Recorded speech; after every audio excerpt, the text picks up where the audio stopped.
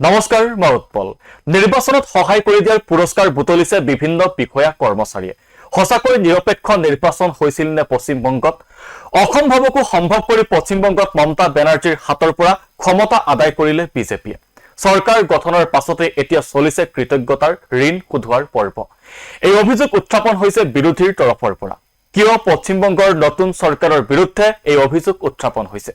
পশ্চিমবংগত বিজেপিয়ে চৰকাৰ গঠন কৰাৰ পাছতেই নিৰ্বাচন আয়োগৰ সৈতে জড়িত বিষয়াক দিয়া হৈছে ৰাজ্যখনৰ গুৰুত্বপূৰ্ণ দায়িত্ব, যাক কংগ্ৰেছ নেতা ৰাহুল গান্ধীয়ে সমালোচনা কৰি কৈছে যে বিজেপি ইচিৰ চুৰ বজাৰত যিমান ডাঙৰ চুৰ সিমান ডাঙৰ পুৰস্কাৰ। পশ্চিমবংগৰ শুভেন্দু অধিকাৰী চৰকাৰৰ বিৰুদ্ধে বিৰোধীয়ে উত্থাপন কৰিছে ভয়ংকৰ অভিযোগ। চৰকাৰ গঠনৰ পাছতেই শুভেন্দু অধিকাৰীয়ে ৰাজ্যখনৰ মুখ্য সচিব ৰূপে দায়িত্ব অৰ্পণ কৰিছে মনোজ আগৰৱালক। যিগৰাকী মনোজ আগৰৱাল নিৰ্বাচনৰ পূৰ্বে জড়িত হৈ আছিল নিৰ্বাচন আয়োগৰ সৈতে। মনোজ আগৰৱাল আছিল পশ্চিমবংগৰ মুখ্য নিৰ্বাচনী বিষয়া। সেইগৰাকী মুখ্য নিৰ্বাচনী বিষয়াকে পশ্চিমবংগত চৰকাৰ গঠন কৰিয়ে ৰাজ্যখনৰ মুখ্য সচিবৰ দায়িত্ব দিয়াটোৱে স্বাভাৱিকতে বিতৰ্কৰ সূচনা কৰিছে। শুভেন্দু অধিকাৰীয়ে চৰকাৰ গঠন কৰি মুখ্যমন্ত্ৰীৰ সহায়ক তথা উপদেষ্টাৰূপে নিযুক্তি দিছে আন এগৰাকী অৱসৰপ্ৰাপ্ত IAS বিষয়া সুব্ৰত গুপ্তাক। যিগৰাকী সুব্ৰত গুপ্তা নিৰ্বাচনৰ পূৰ্বে জড়িত হৈ আছিল SIR প্ৰক্ৰিয়াৰ সৈতে। SIR প্ৰক্ৰিয়াত ভোটাৰ লিষ্ট সংশোধনত মূল পৰ্যবেক্ষক ৰূপে আছিল সুব্ৰত গুপ্তা।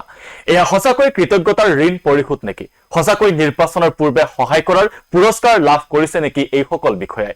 তৃণমূল কংগ্ৰেছ আৰু কংগ্ৰেছে এই নিযুক্তিক পক্ষপাতৰ প্ৰমাণ ৰূপে উল্লেখ কৰিছে। তৃণমূল কংগ্ৰেছৰ ৰাজ্যসভাৰ সাংসদ সাগৰিকা ঘোষে লিখিছে যে যাক তথাকথিত নিৰপেক্ষ আম্পায়াৰ বুলি কোৱা হৈছিল, তেওঁলোককেই বিজেপি চৰকাৰে প্ৰশাসনৰ শীৰ্ষ পদবীত অধিষ্ঠিত কৰিছে। সাগৰিকা ঘোষৰ প্ৰশ্ন যে এতিয়াও কোনোবাই ভাবে নেকি যে পশ্চিমবংগৰ বিধানসভাৰ নিৰ্বাচন নিৰপেক্ষ আছিল? বিজেপি চৰকাৰৰ এই কাৰ্য লজ্জাজনক। তৃণমূল কংগ্ৰেছৰ আন এগৰাকী নেতা সাকেত গোখলে কয় যে লাজৰো সীমা অতিক্ৰম কৰিছে এই কাৰ্যই। বিজেপি আৰু নিৰ্বাচন আয়োগে এতিয়া নিৰ্বাচনত পক্ষপাত আৰু নিৰ্বাচনত চুৰ কৰাৰ কথা মুকলিকৈ স্বীকাৰ কৰিছে।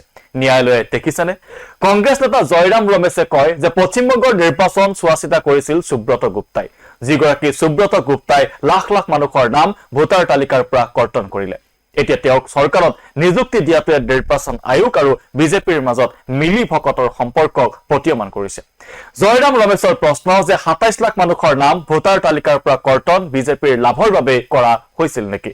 পশ্চিমবংগৰ বিজেপিয়ে বিৰোধীৰ এই প্ৰশ্নসমূহৰ উত্তৰত কয় যে মমতা বেনাৰ্জীৰ চৰকাৰে IAS নিয়মাৱলী ভংগ কৰি বহু বিষয়াক আঁতৰাই ৰাখি প্ৰশাসন ব্যৱস্থাটো ধ্বংস কৰিছিল। বিজেপি চৰকাৰে নিয়ম পালন কৰি জ্যেষ্ঠ IAS বিষয়া মনোজ আগৰৱালক মুখ্য সচিবৰ দৰে দায়িত্ব অৰ্পণ কৰিছে।